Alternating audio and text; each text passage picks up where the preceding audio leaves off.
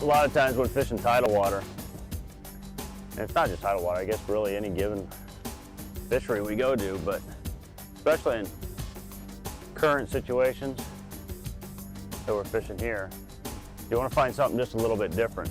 You can see we're throwing the LV out here, the LV 500, and basically just a lot of hydrilla.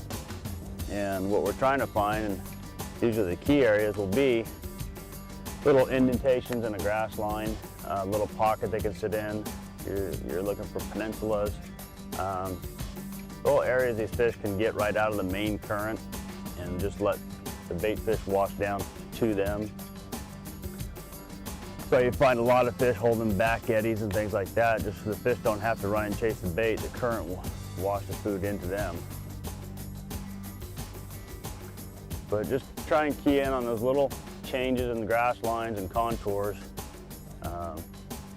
Definitely help you catch a lot more fish.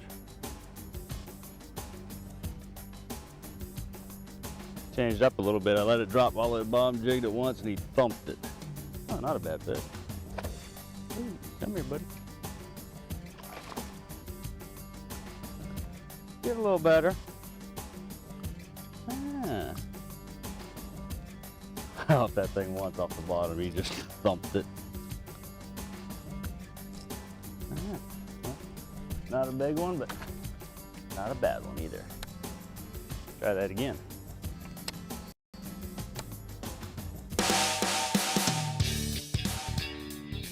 Probably noticed that a lot of the colors I'm throwing on the LV series and the Fat CB, my jig, everything's kind of black and red.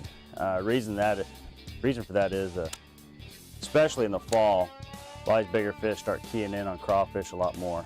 Not that they don't eat them all year long, but these fish are really trying to thicken up for the winter. And they'll get a little more weight gain out of crawfish than we'll eat a bunch of little skinny little shads. So that's why we're going the crawfish here. It's a real prevalent forage in our delta system. So we're trying to make a big red crawdad get sucked up by a big old bass. Yeah. Keep pulling, baby. Keep pulling. You're getting a little bigger. Interesting bite. I mean, flip in it. You're not even feeling a bite. Just watch the line swim away a little bit. And, well, cool. Take that any day. See if there's another one in there.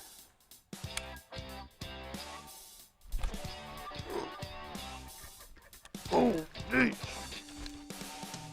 Guess there was another one in there.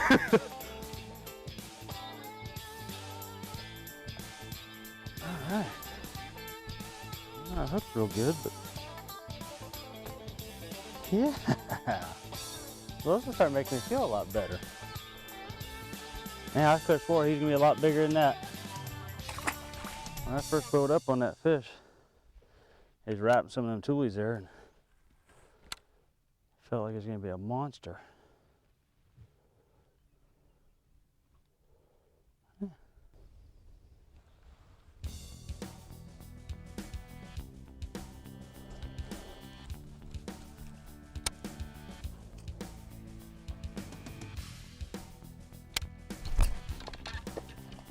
Oh!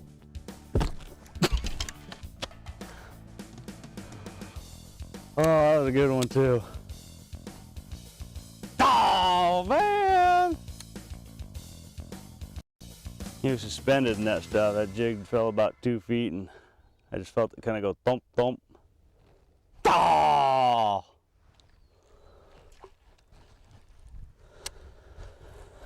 Oh, well.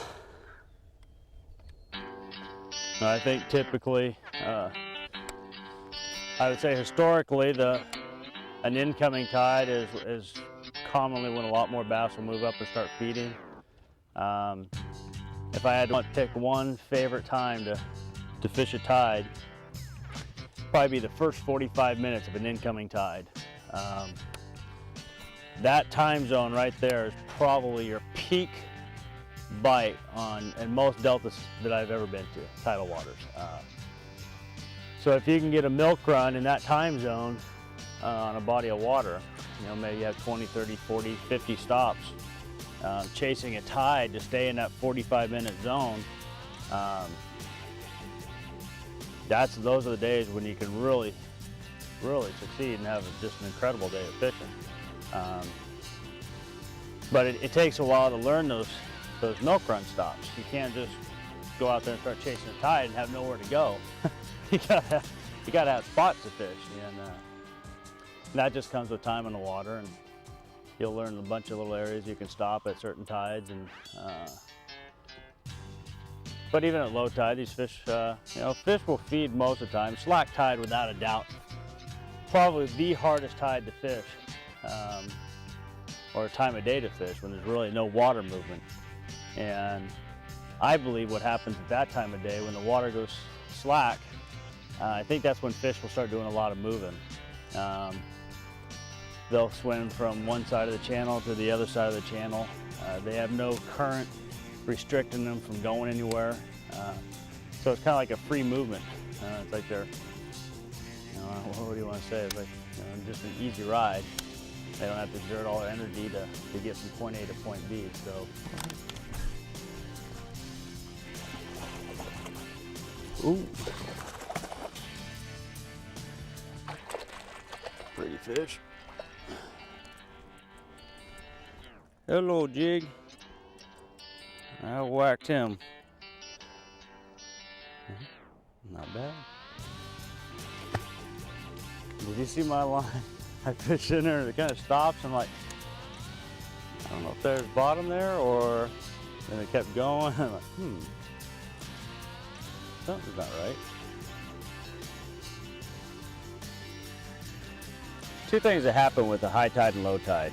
One, high tide, water comes up, fish move up with the water up to the shallowest available cover. Whether they're on a log, they'll move from the end of the tip up to the base. They could be holding on an outside ledge. As the tide comes up, move up into the grass line. Just the opposite. When the water falls, tide goes out, fish are going to pull out to the outside edge of that grass or pull down to the outer edge of the log, just positioning to where they still have some water depth. That's a nice fish. I'll take that any day of the week right there. Well, with the tide going out, kind of backed off, and we didn't back off, but changed up, went to a fat CB. Fish pull out of the outside cover, like say, probably fish was up in this grass a little bit tighter when the tide came out. Pulls out to the outer edge, and switching to a crankbait made all the difference, so not bad. Let's do that again. He flat clobbered that thing.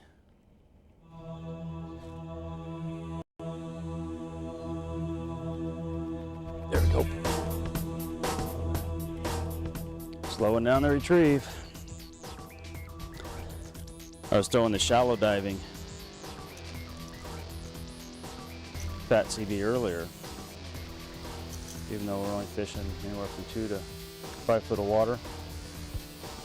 But I switched over and went to the medium runner, get it down a little bit deeper, I get closer to the bottom, slow my retrieve down, and just kind of banging it off the cover. And